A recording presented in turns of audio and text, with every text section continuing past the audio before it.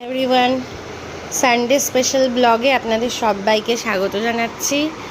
আর এখন বাজে 11:30 বেজে গেছে, ওই জন্যই মর্নিং বললাম।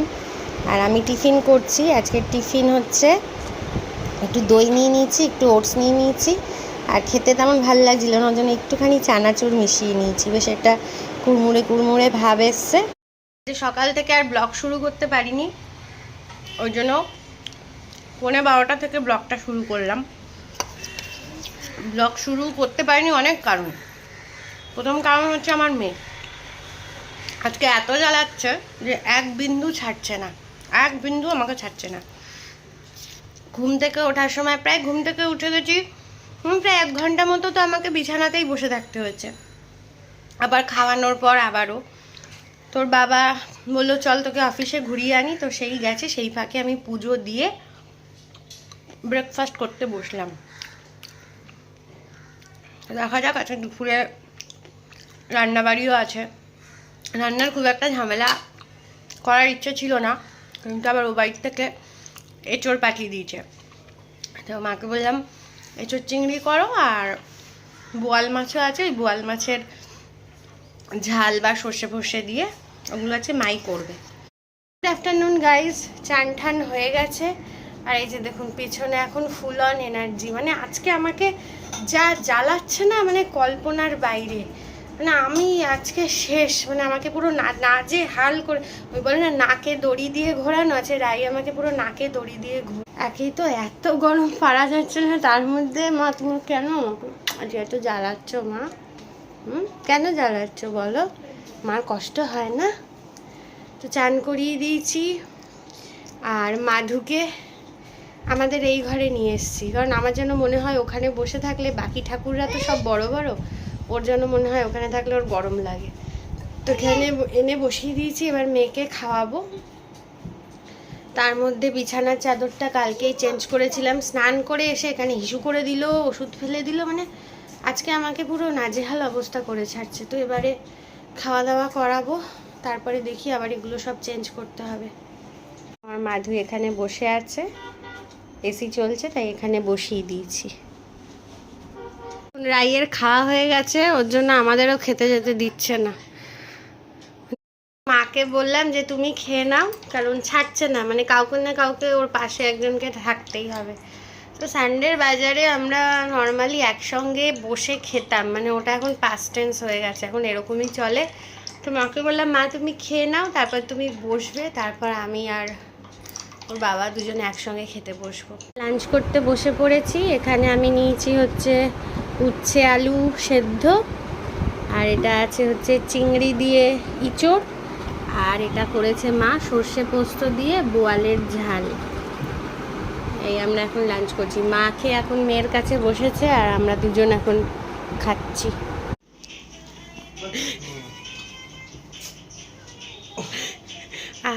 এই এই দৃশ্য যদি রোজ রোজ হতো কত না ভালো হতো। খুব মজা না, যে সানডে যে বাবা আছে, খুব মজা। আজকে চোখে আর ঘুম নেই। তুই নিজে একা ডিগবাজি খা, ও এরকম থাকবে, আর বাবাকে এরকম হেল্প করতে হবে। বারে বারে বা লাঞ্চ কমপ্লিট। লাঞ্চ করতে গিয়ে তো নাজেহাল অবস্থা, ঘেমে নে। তো অন্যান্য সানডে আমি বেশ বায়না করি যে এখানে ঘুরতে যাব, ওখানে ঘুরতে যাব। তো এই গরমকাল পড়াতে না আমার বরের একটা দিক হলেও লাভ হয়েছে, সেটা হচ্ছে আমি ঘুরতে যাওয়ার বায়নাটা করছি না। মানে আগে সানডে হলেই মাথা খারাপ হয়ে যেত, এখানে যাব ওখানে যাব। তো আজকেও বললাম কি গো আজকে সানডে কিভাবে কাটাবো, বলছে জোর হাত করছি, আমাকে কোথাও ঘুরতে যাওয়ার কথা বলো না। তো আমি বললাম সানডে যখন কিছু তো একটা করা উচিত। তো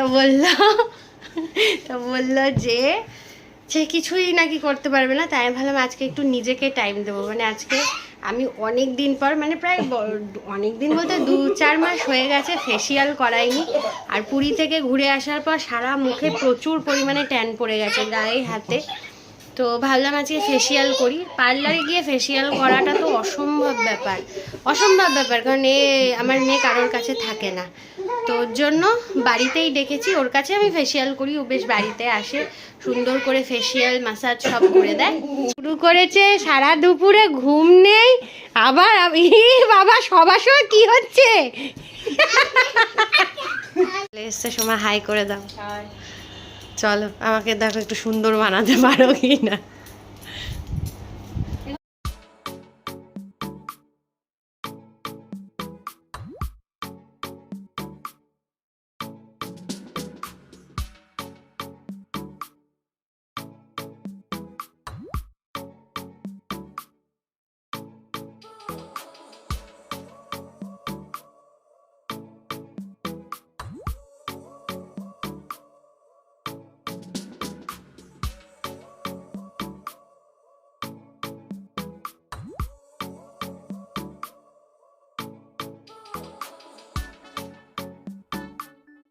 ফেসিয়াল করা কমপ্লিট, মানে মুখটায় এতটা পরিমাণে ট্যান পড়েছিল, তো অনেকটাই দেখছি। তবে ফেসিয়াল করলে প্রথম দিনই তো বোঝা যায় না, 2-3 দিন টাইমিং লাগে। ওই অনেক দিন আগেই করেছিলাম, প্রায় 4 মাস তো হয়েই গেছে। হয় না, প্রত্যেক মাসে করে ওঠা একদমই সম্ভব হয় না। আর পার্লারে গিয়ে তো ছেড়েই দিন, ও এখন স্বপ্ন, কারণ মেয়ে কারোর কাছে থাকে না। আর ওকে যে নিয়েও যাব ওখানে রেখে দেওয়াটাও পসিবল না। তোর জন্য আমি সোমাকে ডাকি। সোমার হাতের কাজ খুবই সুন্দর, ওর ফেসিয়ালও যেমন সুন্দর, সব থেকে বড় কথা ওর হেয়ার কাটিং মারাত্মক করে। মানে হ্যাঁ, গুড ইভিনিং সবাইকে বলে দাও মা। গুড ইভিনিং সবাইকে। আমরা এখন কোথায় আছি বলো? ছাদে। হ্যাঁ, আমাদের ঘরে এত গরম লাগছে, আমরা ছাদে এসে বসে আছি। আর দুর্দান্ত হাওয়া, এত হাওয়া যে খুব ভাল লাগছে। আর আজকে রান্নাবাড়ি করতে একটু ইচ্ছে করছে না। মেয়ের সঙ্গে এখন আমি বসে বসে খেলছি। তো বরকে বললাম যে একটু দেখো বাইরে থেকে যদি খাবার দাবার আনানো যায় তো খুব ভালো হয়। তো দেখা যাক রাত্রিবেলা কি খাওয়া দাওয়া হয়। আর আমার পুকুচুটো রান্না করাই আছে, ওকে নিয়ে কোনো ঝামেলা নেই। আজকে ও আবার আইস কি খাবে তুমি? আইসক্রিম খাবে। ওর বাবা মোর জন্য আইসক্রিম নিয়ে এসছে। এখন জাস্ট কিভাবে হাওয়াটা দিচ্ছে,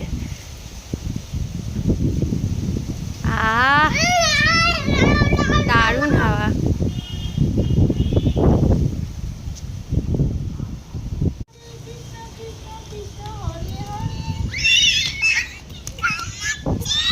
মাংকি কামড়াচ্ছে।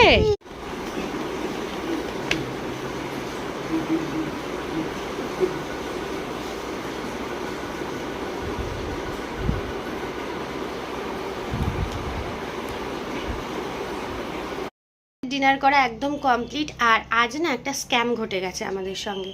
সেটা হচ্ছে, আমরা আজকে হাজির বিরিয়ানি অর্ডার দিয়েছিলাম সুইগি থেকে। তা সুইগি থেকে যখন দিয়েছে আমি সেটা রিসিভ করেছি। প্রথমে আমি জিনিসটা অতটা ভাবিনি। আমাকে যেটা দিয়েছে না, একটা সাদা প্লাস্টিকের মধ্যে মুখ টুক ভালোই সিল করা ছিল, সেরকমভাবেই দিয়েছে। তাই আমি ভাবলাম মনে হয় ঠিক আছে। এবার যখন খাওয়ার সময় খুলেছি কন্টেনারের, এবার যখন আমি ভেবেছি যে প্লাস্টিকটা এত সুন্দর করে সিল করা, হয়তো কোনো কারণে ছিল না বা কিছু ফুরিয়ে টুরিয়ে গেছে হয়তো, কিন্তু যখন খাওয়ার সময় খুলেছি কন্টেনারটা পুরো হোয়াইট, কোনো নাম লেখা নেই, কিচ্ছু নেই। আর ইভেন পক্ষে বিলও নেই। এর আগে তো আমরা প্রচুরবার হাজি থেকে জিনিস অর্ডার দিয়েছি, ওদের বিলটা নিচে থাকে, কিন্তু সেসব কিচ্ছু নেই। আর তারপরে যেটা আর একটা জিনিস, সেটা হচ্ছে মাটন বিরিয়ানিতে, হাজির নর্মাল মটন বিরিয়ানিতে কিন্তু ডিম দেয় না। আপনি যদি স্পেশাল মাটন আন্ডা বিরিয়ানি অর্ডার করেন তবেই ওরা ডিম দেয়, কিন্তু কালকে আমরা ডিম পেয়েছি। তার মানে এবার এই গাফিলতিটা কাদের? আর তো টেস্টের দিক থেকে তো ডেফিনেটলি ওটা হাজি ছিল না, আমি 100% শিওর ওটা হাজি ছিল না। এবার গাফিলতিটা কার? সুইগি কোম্পানির না ডেলিভারি বয়? দেখুন, আমি কারোর ওপর দোষারোপ করতে চাই না, কিন্তু যতক্ষণ না প্রমাণ হচ্ছে আমি তো আবার কাউকে ছাড়ও দিতে পারি না। যেহেতু আমাদের সঙ্গে স্ক্যাম ঘটেছে এতগুলো টাকা। এখন দেখা যাক, মেল করেছে আমার হাজব্যান্ড, ওরা কিছু রিপ্লাই করে কিনা। করলে অবশ্যই আপনাদের জানাবো। আপনারা একটু সচেতন থাকবেন, কারণ এই ধরনের অনলাইন ফ্রড হয়তো হচ্ছে, এবার আমাদের সঙ্গে ঘটে গেল। তো যাই হোক, আজকের মতো ব্লগটা এখানেই শেষ করছি। দেখা হবে আবার পরবর্তী কোনো ব্লগে। যদি ভিডিওটা ভালো লেগে থাকে তাহলে অবশ্যই লাইক করবেন, কমেন্ট করবেন। আর চ্যানেলে নতুন এসে থাকলে সাবস্ক্রাইব করতে একদম ভুলবেন না, তাহলে একটু ভালো লাগে, একটু মোটিভেশন পাই ভিডিও বানানোর। ঠিক আছে, দেখা হবে আবার পরবর্তী কোনো ব্লগে। এখন প্রচুর কাজ আছে, মশারি করব, মেয়েকে ঘুম পাড়াবো। এই যে অলরেডি সে শুয়ে পড়েছে। মেয়েকে ঘুম পাড়াবো, মশারি করব, তারপরে ঘুমোবো। দেখা হবে পরবর্তী কোনো ব্লগে। ততক্ষণ সবাই ভালো থাকবেন, টাটা।